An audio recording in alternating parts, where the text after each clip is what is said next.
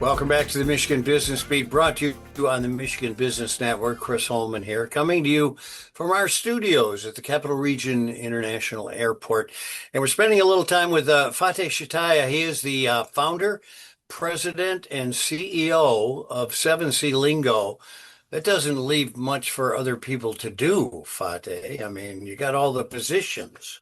How you They're doing? just they're just titles. Good morning, Chris. I hope you got through Thanksgiving in good repair, and it was a good one.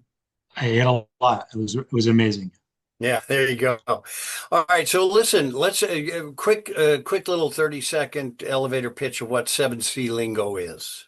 Well, 7C is a cross-cultural communication company.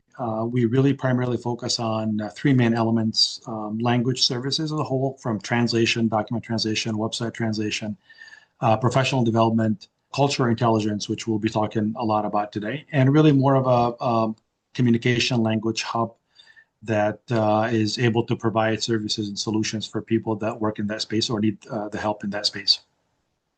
Well, and I got to tell you, as a guy who travels the world, you alluded to cultural translation and cultural education. Almost in every other part of the world, it is bigger than it is here and more important and a part of that. So let's talk about CQ now. What is CQ? Yeah, culture intelligence, or the short acronyms, because everything has to have an acronym to work, I guess. CQ, which is your ability to work and relate effectively with people that think differently than you. It's not just about ethnicity or where someone comes from.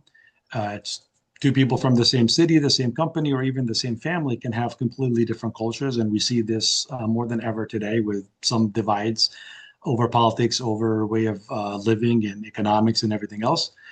Culture includes how you communicate, how you solve problems, how you see leadership, how you make decisions, your values, your lived experiences. So CQ really helps us navigate through all of these different challenges and gives us confidence instead of assumptions.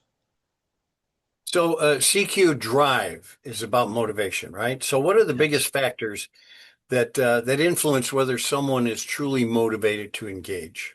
Yeah, that's a great question. The drive just simply is motivation, which is shaped by several things, not limited to curiosity, for example. You got to be pretty curious to be able to have the motivation to learn, wanting to learn about why people think differently than yourself. The confidence in believing you can engage with these people without making a lot of mistakes, but just having that confidence to try different things. Past experiences, we all go through so many things in life, but past experiences gives you that drive, gives you that motivation. Good or bad, doesn't really matter, but they do shape how open you are. Work environment, we see work changing drastically. The workplace is very different, diverse teams, different communication styles, generation differences. We all see the youth coming up, and they have different way of thinking. Cross department collaboration, which is required more than ever now. So again, it's not only about ethnic culture. It could be IT and marketing trying to collaborate. It could be boomers and Gen Zs trying to communicate. So CQ Drives really fuels all of these different interactions. So a lot of people rely on stereotypes. I mean, we've all been guilty of that, or fun facts about cultures.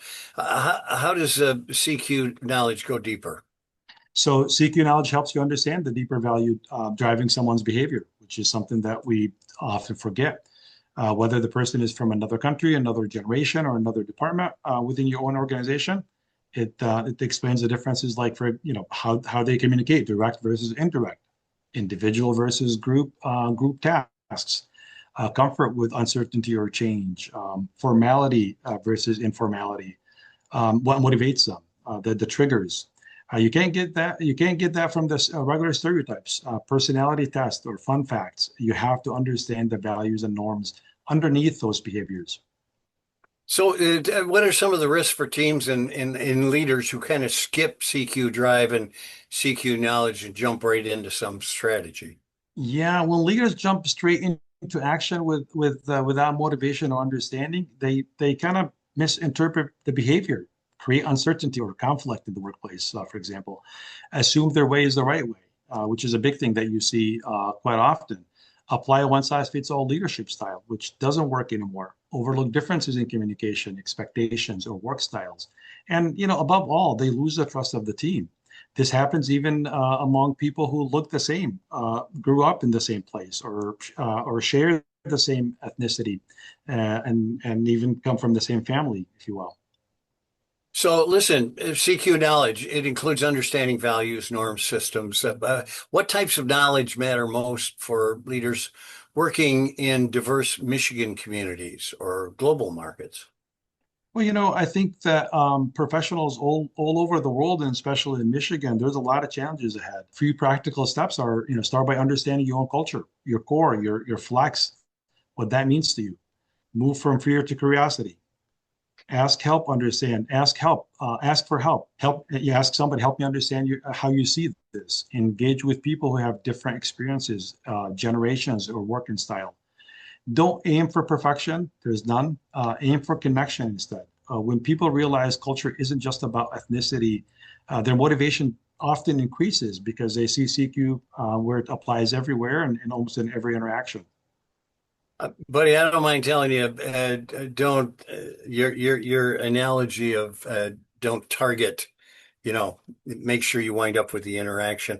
Hey, but you got 30 seconds for professionals who feel a little uncertain or hesitant. What practical steps can you give them? Just really, I think the main thing with analogy, especially the practical part is, try different communication styles, see what works for your team, how comfortable are you, and so on. Just try to listen more, look for those social cues, because I think we're in a day and age that social cues are harder to figure out because we're into the technology. The AI is taking over a lot of these different things. So these differences exist across ethnic groups, and so just pay attention, be yourself, definitely, but just understand that the person in front of you might not think the same way as you do. Fathy Shetiah, founder, president, CEO of 7C Lingo. I've got way more questions, so hang around. We're going to come back with another segment. Thank you, Chris. All right. You're watching the Michigan Business Beat on the Michigan Business Network.